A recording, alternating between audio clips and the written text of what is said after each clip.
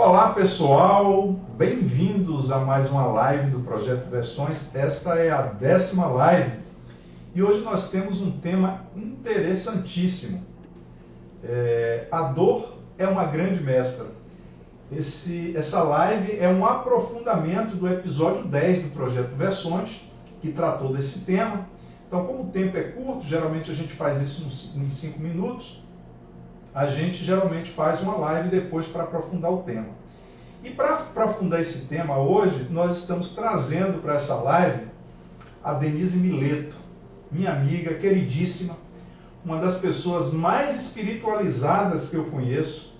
Ela é professora, é terapeuta, é palestrante e é escritora também.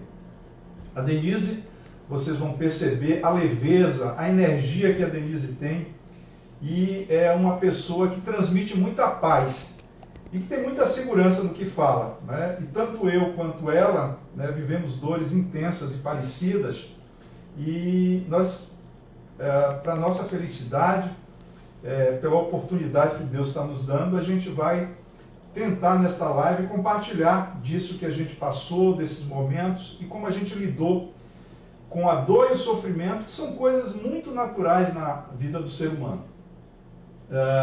E a gente não pode perder de vista também que muitas das dores que nós temos na vida, elas são escolhas nossas, né?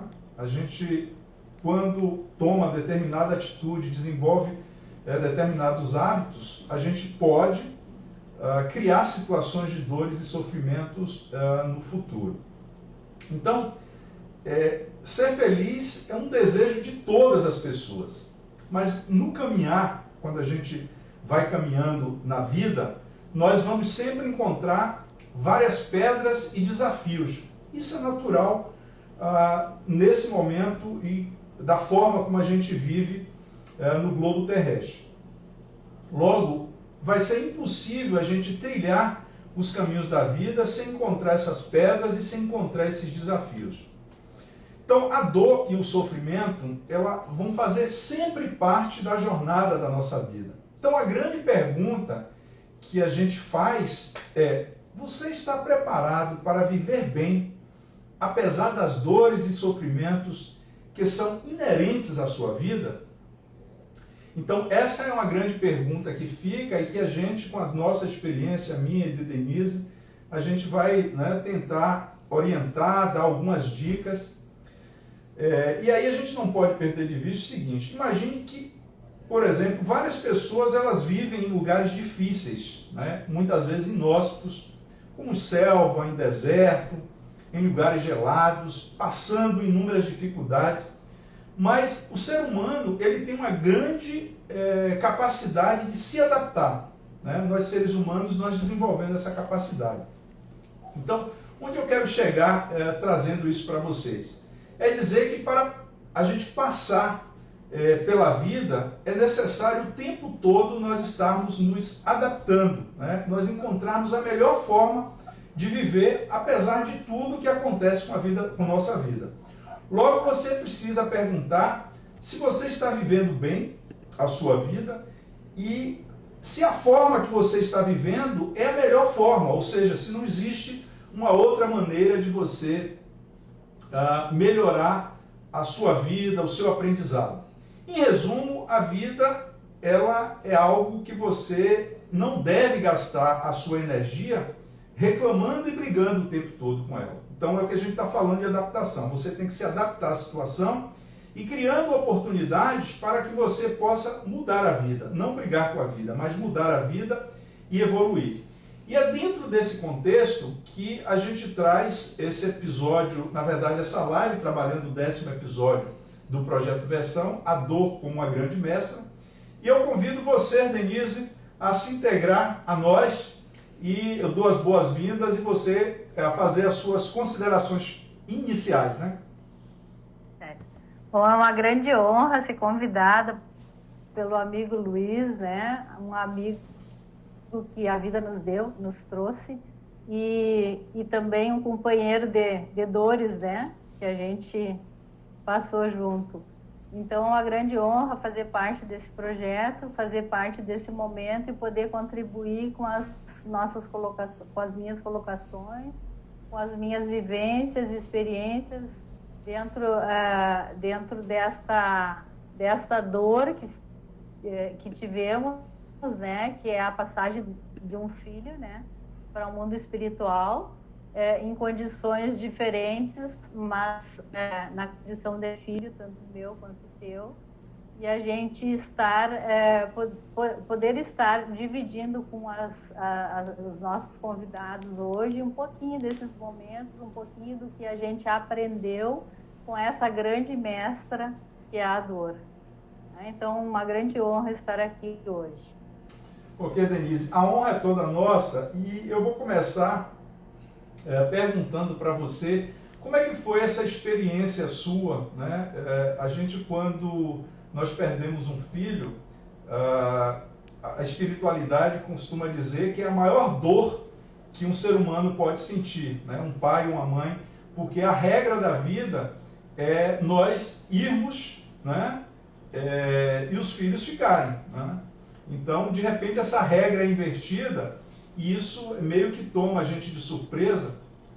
E quando eu passei por isso, sem sombra de dúvida, Denise, você foi uma das primeiras pessoas que me veio à cabeça quando eu recebi a notícia e foi uma fonte grande de inspiração porque eu conhecia a sua história na nossa convivência e com certeza você me inspirou bastante para que naquele momento eu não me desequilibrasse totalmente, conseguisse caminhar e, na verdade, superar aquele momento para eu estar aqui hoje tendo a coragem de partilhar isso com as pessoas. Então, eu quero que você fale um pouco, né, dessa experiência, de como você lidou com essa dor e de como você lida a partir desse momento, né, que eu diria que é um doutorado em termos de aprendizado de dor, e a partir daí como é que você passou a encarar as dores e os sofrimentos que, como eu acabei de dizer, são muito comuns na vida da gente.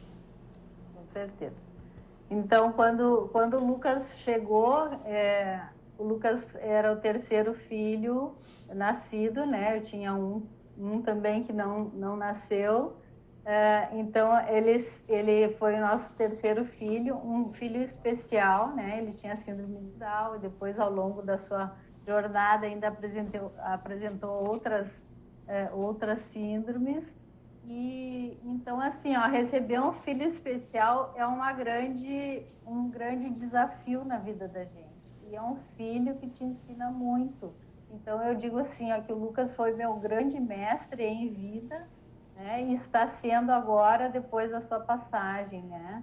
Então, assim, uma criança especial, ela vem para te ensinar muito do amor incondicional e da paciência, né? A gente precisa muita paciência, porque o ciclo de desenvolvimento deles é muito diferente. Então, eu digo assim que eu me tornei também uma mãe especial pelas especialidades que o Lucas precisava na sua jornada. E eu fui me melhorando como mãe através da educação e de todas as necessidades que ele precisava. E ele exigia muito de mim. Eu fiquei trabalhando 50% dos meus horários nas escolas que eu trabalhava. Eu tinha essa redução de carga horária para poder atender ele.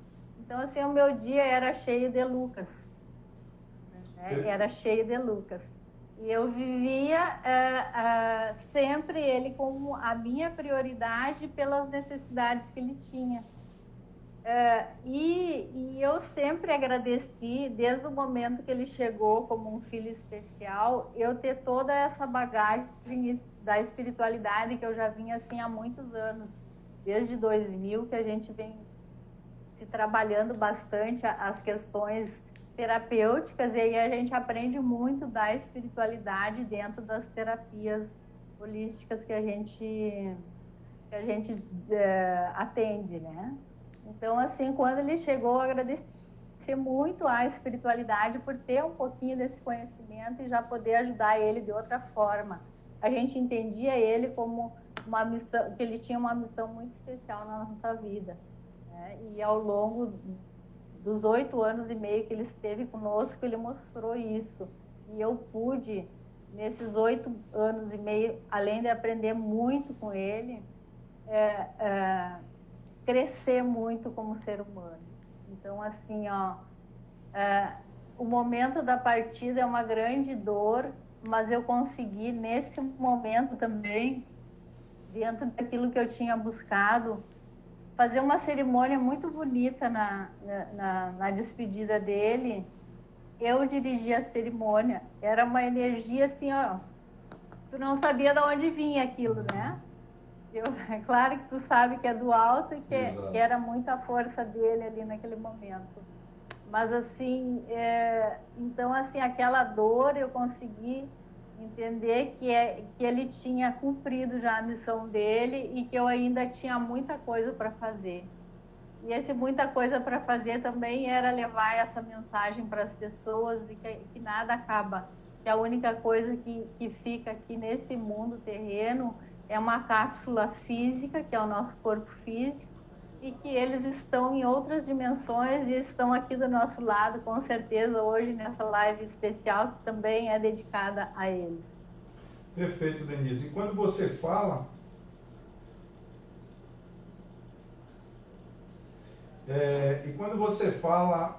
dessa questão da espiritualidade, me vem uma coisa à mente, seguinte: a Organização Mundial de Saúde, alguns anos atrás, ela introduziu no conceito de saúde universal a questão da espiritualidade, né? Ou seja, então hoje a Organização Mundial de Saúde, depois de vários estudos e da ciência também validar isso, entende que a saúde envolve corpo, mente e alma, né? Ou espírito. E quando você fala isso, eu costumo dizer o seguinte: uma das coisas mais significativas que eu descobri com esse sofrimento intenso que eu tive, não que eu descobri, mas é ter a certeza e a fé da imortalidade da alma, né? Então, quando a gente percebe que nós somos seres imortais e que nós estamos aqui apenas vivendo uma experiência para o nosso melhoramento, para a nossa evolução, isso é confortante demais, porque a gente entende que a morte, ela em tese não existe, né? No conceito, eu diria, no conceito da espiritualidade. A morte, ela existe no conceito de matéria, mas no conceito de espiritualidade ela não existe, porque a vida, ela é eterna, o espírito, ele é eterno. E uma outra coisa muito importante que você colocou aí é a questão de você se trabalhar e você entender que a dor, como mestra, ela traz pessoas para poder nos ensinar. Então, eu vejo que muitas vezes as pessoas estão em famílias muito difíceis, se desentendem com o pai, se desentendem com o irmão, às vezes tem chefes muito difíceis na vida dela, né? Às vezes tem um professor, eu, por exemplo, tive professores dificílimos na minha vida, mas todas essas pessoas são colocadas na nossa vida pela espiritualidade, por Deus, justamente para nós nos aprimorarmos, para nós aprendermos.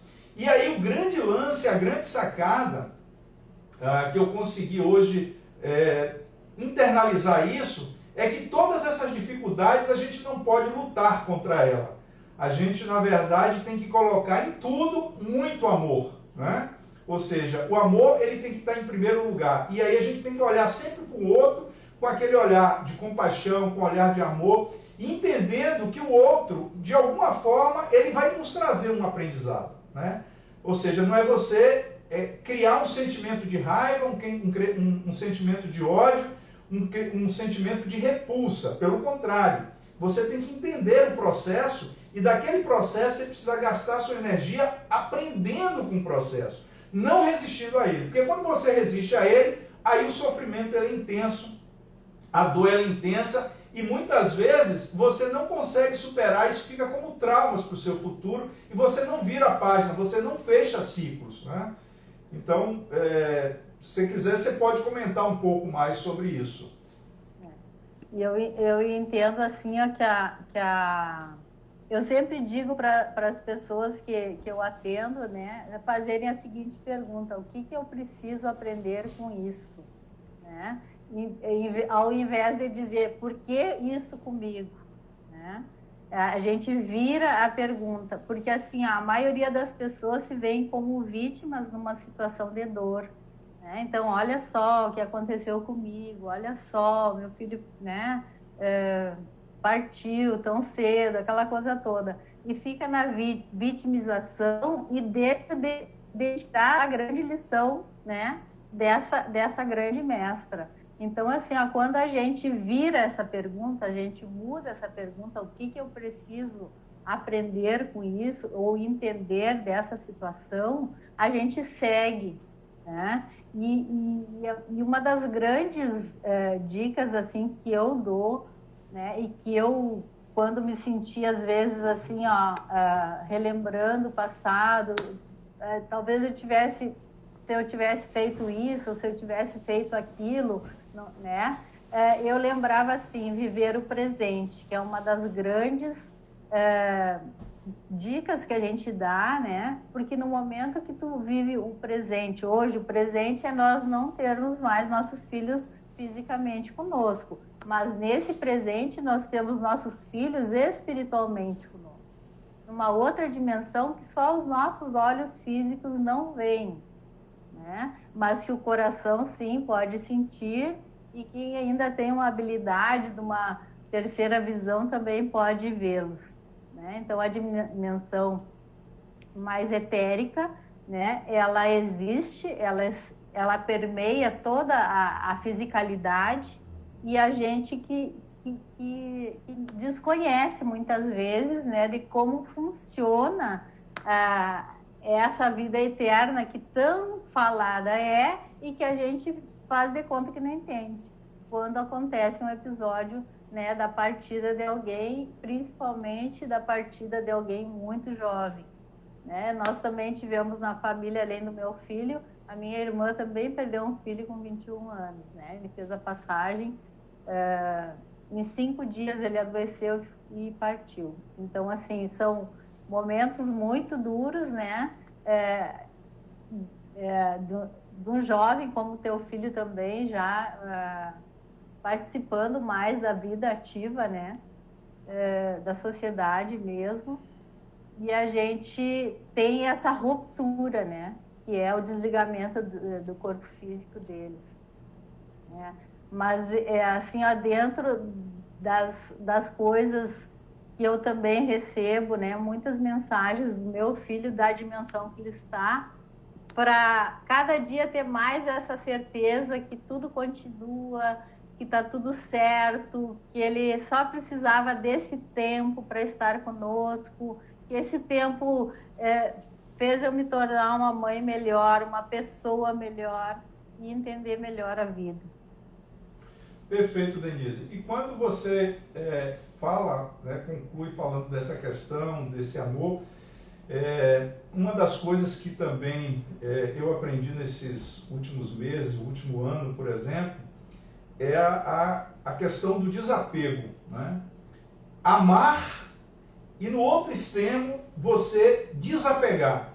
Por incrível que pareça, são coisas que estão em extremos, mas que elas se complementam. O amor sublime, o amor perfeito, o amor incondicional é aquele amor que você ama sem querer ter a posse daquilo que você ama, sem você ser apegado àquilo que você ama. Então, quando você experimenta amar dessa forma, ou seja, amar de forma desapegada, você sofre menos quando as coisas vão embora, quando as pessoas vão embora, quando as pessoas saem da sua vida.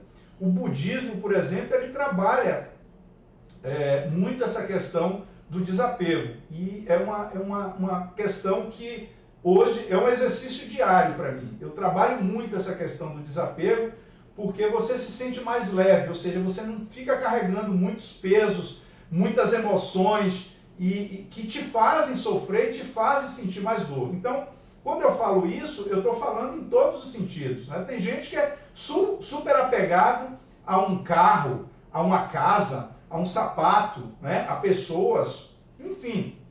E isso faz com que as pessoas sofram, porque elas vão acumulando coisas e elas se sentem donas daquelas coisas, de forma que aquelas coisas, quando desaparecem da vida dela, causam um grande estrago em termos de sentimento.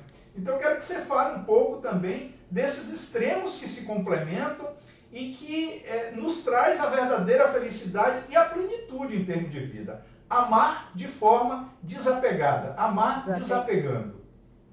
Com certeza. Quando o nosso filho mais velho saiu de casa para fazer a universidade, ele tinha 17 anos. E o Paulo fez um questionamento: meu filho, como é que vai ser, né, e tal. E ele disse assim: pai, mãe, eu já morei 17 anos com vocês. Tipo assim, deu? Tô livre? Vou fazer a vida, né? Quando o Marcelo saiu para estudar, a gente achava que ele ia conseguir conciliar transporte com universidade e ia ficar em casa mais um tempo, né? Não conseguiu, e ele saiu também com seus 17 anos. Então eu digo assim, ó, eu sempre digo para as mães, esse é um tempo que eles mais ou menos ficam com a gente, né? E é o tempo que a gente tem para imprimir todo aquele amor, toda aquela as verdades que a gente ensina, tudo que a gente quer que eles levem como bagagem para a vida deles. E eles saem da vida da gente devagarinho, né? Nesse ano de pandemia, o Marcelo, que é o filho do meio, ele voltou a terminar mestrado em casa, né? Então, assim, ó, ele já estava morando fora, e aí quando a gente foi desmontar o apartamento, assim, ai, a minha casinha. Então a gente sente, assim, os filhos são feitos para viver, para se desenvolver, para ir galgar suas potencialidades nesse mundo afora. E nós só damos passagem para eles. Eles cruzam por nós. Então esse soltar é muito importante, né? E com o Lucas era um pouquinho diferente, porque eu pensava assim, ele é um filho que vai ficar, né? Só que às vezes, quando eu ia nanar ele, eu pensava assim, como será a vida do Lucas adulta, né? E aí, na mesma hora, vinha o pensamento, não tem nada que pensar nisso, vá curtir o presente, o hoje. E esse foi a grande lição do Lucas, né? Para nós vivermos o aqui, o agora e o presente, né? Que era o único tempo que a gente tinha que viver. Então, assim, ó, quando a gente se torna pai, a gente tem os filhos por um curto período de tempo sob as nossas asas, como se diz. E depois a gente tem que se liberar para eles serem felizes, né? E a felicidade deles, com certeza, é a nossa felicidade. Então, assim, ó, é uma grande lição ser pai e mãe nesse sentido, né?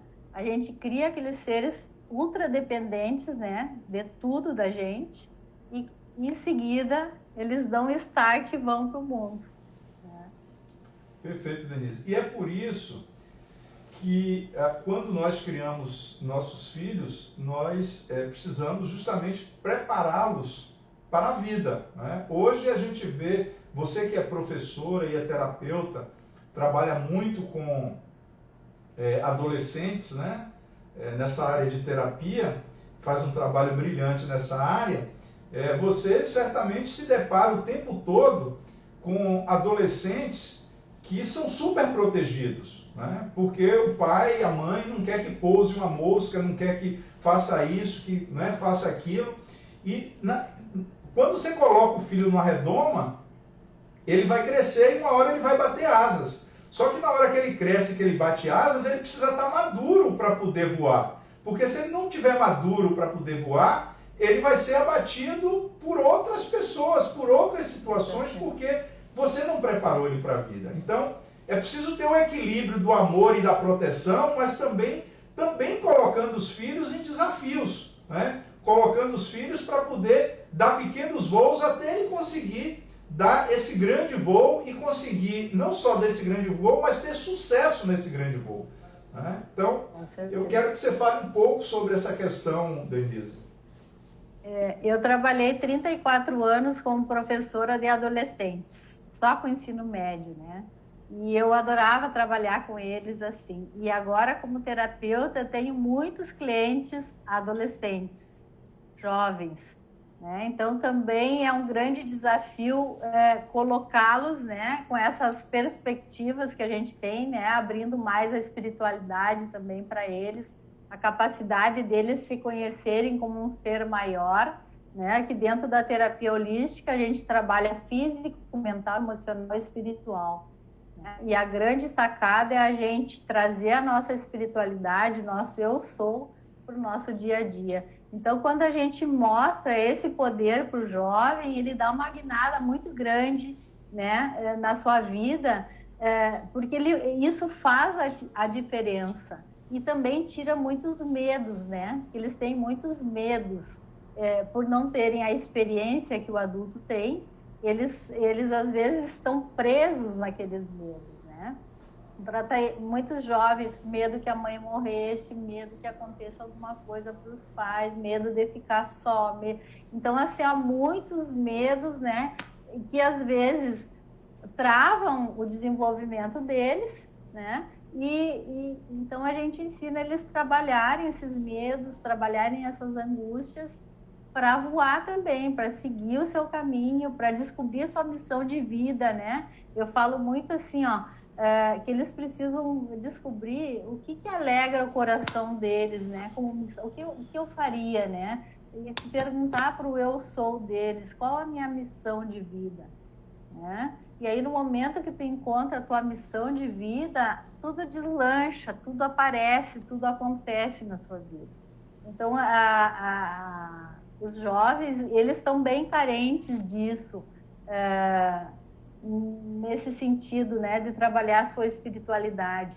Quando a gente fala espiritualidade aqui, quero deixar bem claro para as pessoas que a gente não fala em religião, né? Não tem nada a ver com religião. A espiritualidade é a conexão com esse ser maior, esse ser divino que existe dentro de cada um de nós, que cada um de nós somos.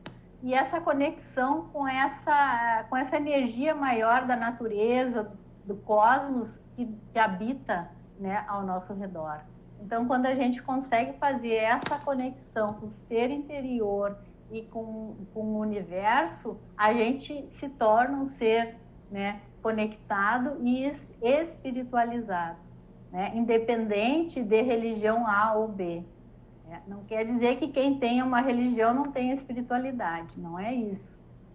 Mas eu consigo trabalhar a minha espiritualidade sem uma conexão religiosa, né? E até para também poder falar com as pessoas, que eu atendo pessoas de várias religiões. Muito bem, Denise. Essa explicação sua sobre espiritualidade, ela é muito interessante. E aí eu lembro da minha situação.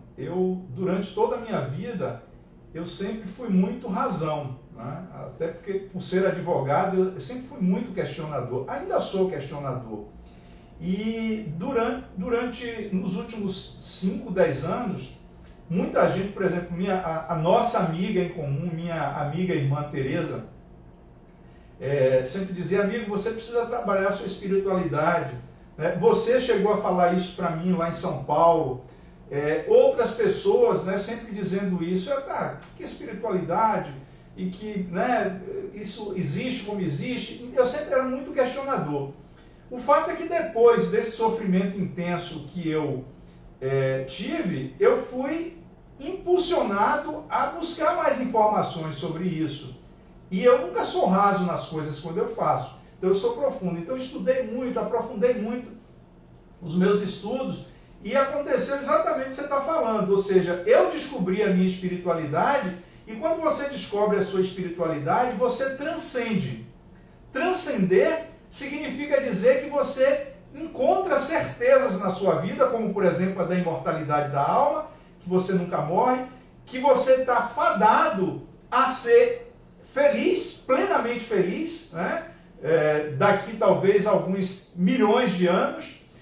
Isso vai depender muito do seu processo evolutivo.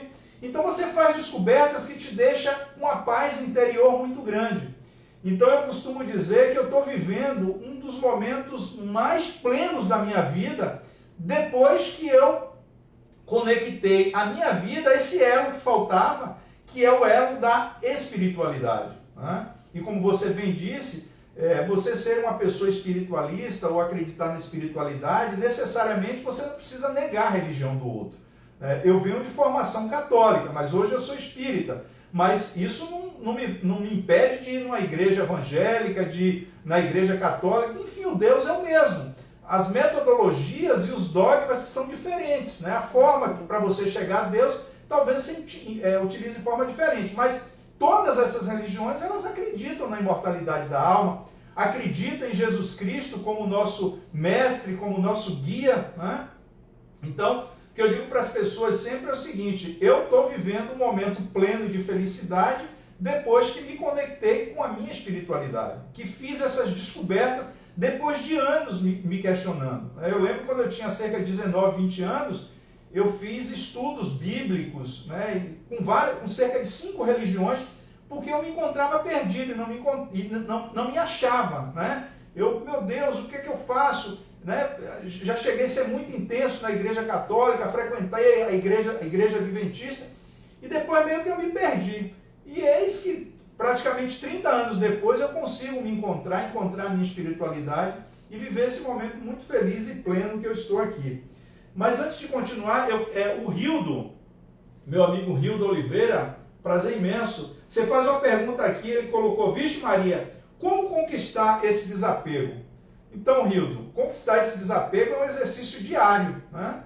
Ou seja, você colocando o amor e sempre olhando o outro, ou a coisa, ou o objeto, ou o bem, como algo que vai passar na sua vida e que não é seu propriamente dito. Você pode estar na posse naquele momento, mas que isso passa na sua vida.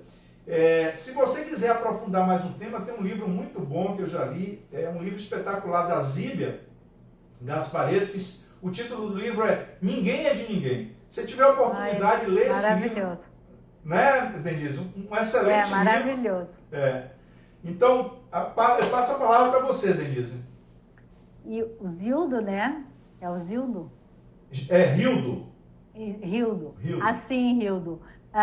Outra coisa, faça a pergunta assim, ó. Se eu partir hoje daqui, o que eu levo dessa vida? Perfeito. Você só leva a vida que você viveu. Uhum. Né? Nada. Então, assim, ó, quando a gente está muito apegado a bens ou a pessoas, faça essa pergunta, né? E cuide muito do que você está fazendo por você. Porque às vezes a gente faz muito pelo outro e se deixa de lado. Então, assim, ó, cuide de você, procure evoluir, né, dentro dessa caminhada espiritual, conhecer, se conectar com a sua espiritualidade, que é isso que você vai levar daqui. O resto, e tudo que você fizer de bem para si e pelo outro. O resto mais fica aqui. Denise, aí eu me lembrei de uma frase muito interessante que diz que a vida que a gente leva... Não, a gente leva da vida a vida que a gente leva. Que você leva. Então, às vezes eu falo para as pessoas: olha, se você morrer hoje, você não vai mudar em nada, você vai continuar sendo você. A única diferença que vai ter é que você não vai ter um corpo material, né? Seu espírito vai se libertar desse escafandro, como a gente fala no espiritismo, e o seu corpo etéreo, ele vai passar para uma outra dimensão, mas você vai levar para outra dimensão só sentimentos, amor, ódio, raiva, ternura, enfim. Em termos de pessoas e de bens materiais, você não vai conseguir levar nada, que é exatamente o que você está dizendo. Então, brilhante essa sua reflexão, né? De a gente perguntar o que é que a gente leva da vida quando a gente passa para outra dimensão. E tem uma outra colocação que eu gosto: entre o nascer e o morrer existe um vácuo, que é a vida, um espaço, né, que é a vida. É essa vida que a gente tem que viver, né, da melhor maneira possível, porque o nascer e o morrer são fatos que existem né? A gente não sabe, não lembra, né? A gente até tem o registro, mas a gente não lembra quando que vai ser, né? Então, às vezes, também a gente se assusta quando um jovem parte, porque a gente pensa assim, ah, tão jovem. Mas se esse foi o tempo que ele determinou da aprendizagem, da caminhada dele para aprender e da caminhada com esses seres que ele chamou de pais, tá tudo certo. Então, quando a gente se trabalha, entende um pouquinho da espiritualidade, a gente entende esse ir e vir, né? Que cada um tem um tempo, que cada um tem uma missão aqui, e aí a gente também desapega disso, né? Porque o que as pessoas ficam muitas vezes em sofrimento, né? E até quando uma pessoa da família às vezes tá doente ou tá, né? E as pessoas ficam segurando aquele ser ali como se tivesse que conservar no formol aquele ser ali. Né? Ele está se desintegrando muitas vezes e a família não deixa ele partir pelo apego, né? Pelo apego emocional. Né? Não quer perder aquele ente querido. Então, eu acredito que falta muito esse conhecimento para as pessoas, esses embasamentos, estudar sobre isso, buscar informações sobre isso e vivenciar uma vida mais espiritualizada. Perfeito. O Rildo colocou aqui, respondendo a gente, Denise, ele colocou, deixamos o legado e não levamos nada. Então, o melhor é focar na caminhada. Exatamente isso. Né? Ou seja, você, nessa existência, você vai construindo um patrimônio ético, moral e material também, mas o mais importante que você deixa, o mais importante que você constrói nessa caminhada é o patrimônio ético-moral. É o exemplo, é o conhecimento, é a experiência que você passa para os seus filhos, para os seus amigos. E aí a gente tem vários exemplos, por exemplo, um Castro Alves da vida, um Rui Barbosa da vida, um Einstein.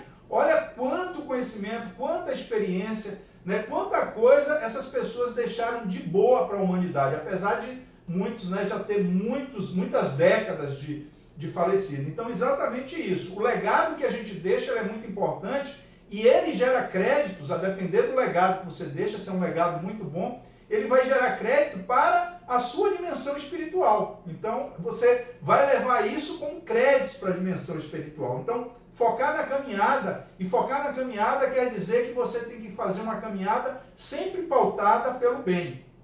E lembrando o que Denise acabou de falar, ou seja, você precisa ter, antes de você se preocupar com os outros, você precisa se preocupar com você. Não uma preocupação egoística, mas uma preocupação de você estar bem. Porque para você fazer bem ao outro, você antes precisa estar bem. Eu não tenho como fazer o bem ao outro me maltratando. Eu não tenho como fazer o bem ao outro não estando bem. Então a gente cuida da gente e depois a gente cuida do outro. Então essa caminhada, ela vai estar sempre pautada no bem para nós e no bem para o próximo. Porque o bem só vai ser verdadeiramente bem quando ele é bem para a gente e é bem para o próximo também. O bem que é só bem para a gente não é bem, é egoísmo. É verdade. Quando muitas pessoas às vezes chegam para os atendimentos bastante judiadas, assim, fazendo tudo pelo outro, tudo pela família, tudo pelo, né? E eu sempre digo, o que você tem feito por você? E a pessoa começa a se questionar e se olhar e dizer assim, eu me abandonei, eu me deixei de lado, eu não estou vivendo a minha vida, estou vivendo a vida do outro. Então, eu acredito, dentro do que eu estudo e do que eu acredito, né, como verdade, que quando a gente fizer a passagem, a pergunta que nós receberemos é o que você fez por você, né? Porque a vida pertence a mim. Né? Então, as pessoas, às vezes, ficam muito preocupadas também de fazer pelo outro e se abandonam, se largam, se deixam, né? Deixa a vida me levar, como se diz. Né? E eu preciso cuidar de mim para cuidar do outro, com toda certeza. Porque se eu estiver bem, se eu estiver em equilíbrio, se eu estiver com condições de emanar amor para os que estão ao meu redor, que bom, vai ser tudo melhor, tudo vai ficar melhor. Né? Além da minha vida, né, o amor próprio em primeiro lugar, e depois o amor ao redor. E eu acredito assim que a energia do amor é uma energia que transforma a vida da gente. Perfeito, Denise. E dentro do que você está colocando aí, eu diria o seguinte, quando você está construindo essa caminhada, esse seu ser, essa sua essência, as pessoas precisam ter preocupação também com o seguinte: você precisa encontrar a sua essência. Para isso você precisa fazer uma viagem para dentro de você. A sua essência não está no outro, não está no jogador de futebol, não está no galã da novela, não está no blogueirinho, né, que estão nas redes sociais. Porque a gente sofre muito querendo ser o outro e deixando de ser a gente. A gente fica se comparando ao outro. Ah, mas eu não sou igual a Luiz Marco, eu gostaria... Não, você é você. Nós somos únicos no universo. Nunca existiu, não existe e nunca existirá ninguém igual a você. Então você precisa se encontrar, você precisa fazer uma viagem interior, encontrar a sua essência e a partir daí você trabalhar na sua essência, trabalhar o seu eu, você trabalhar quem você verdadeiramente é, sem se comparar aos outros, sem se preocupar com o que os outros falam ou deixam de falar com você, porque o que os outros fazem, como o Denise falou, é responsabilidade deles. Você é responsabilidade de você. Então, você está no controle da sua vida, não no controle da vida dos outros. Então é preciso a gente tomar cuidado, e a gente vive hoje no mundo de redes sociais, no mundo de muitas comparações, e as pessoas estão se afastando das suas essências, do seu eu, para poder buscar a essência e o eu do outro. E isso tem feito as pessoas sofrerem demais. Agora em setembro a gente encerra o mês que é dedicado à campanha contra o suicídio, e o nível de suicídio no mundo inteiro, principalmente entre crianças e adolescentes, tem crescido muito por conta de situações como essa, porque as pessoas estão se distanciando das suas essências e sempre se comparando ao outro, e muitas vezes o outro também é uma ficção, né? Com certeza. E eu digo assim, cada ser é único, e a sua missão de vida também é única, né? Então a gente traz esse questionamento, né? Qual é a minha missão de vida? O que eu preciso fazer para estar cada dia mais conectado com a minha missão? Se eu sou um ser único, a minha missão não é igual a do Luiz, não é igual a da Tereza, não é igual de ninguém outro. A minha missão é única também. Perfeito. Então, quando a gente... Denise, a gente está na conexão do Google Meet, ela está contando os minutos aqui, ela vai cair, mas você, no mesmo link, Ale, que ela vai clicar, ou você vai enviar outro link para ela?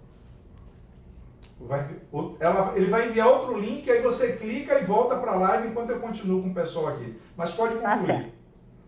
Tá certo. Mas pode concluir o que você estava falando. Concluir. Então, assim, ó, como tu disse, as pessoas entram em sofrimento, né? Porque a amiguinha é isso, o amigo é aquilo, ou tem isso, ou tem aquilo, ou faz isso, né? Então, aquele sofrimento de olhar para o outro e não se olhar para si e não descobrir a sua missão também. Porque no momento que tu está conectado com a tua missão, tu tem essa conexão com a felicidade também, né? Porque tu entendeu o objetivo maior da vida, né? Estamos aqui, uma grande missão de cada um é ser feliz, e eu acredito que cada um só pode desfrutar dessa felicidade quando tiver essa conexão com o seu eu interior. Olha, Denise, a Rejane, você sabe quem é Rejane? Sei. Nossa amiga em comum, grande Rejane, me deu uma força imensa naquele momento de dor que eu senti, gratidão imensa. Ela fala aqui, ó, o amor cura tudo. E ela está certíssima, porque o amor é a primeira lei do universo, é a primeira lei divina, né? A lei maior. Pessoal, o tempo andou, a gente está encerrando a nossa live, tá? Denise, prazer imenso, satisfação imensa, gratidão imensa tê-la conosco aqui nesta noite, na 10ª live do Projeto Versões, compartilhando com seus conhecimentos e sua experiência.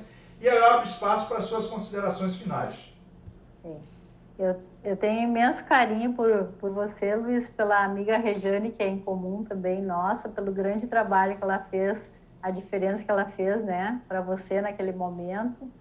E eu quero agradecer, assim, essa conexão, né, nós podermos falar disso hoje com leveza, né, sem a dor na frente, né, a dor foi mestra, nós já aprendemos com ela, né? Nós temos ela como alguém que nos auxiliou e nos fez crescer, e isso deixa a vida mais leve.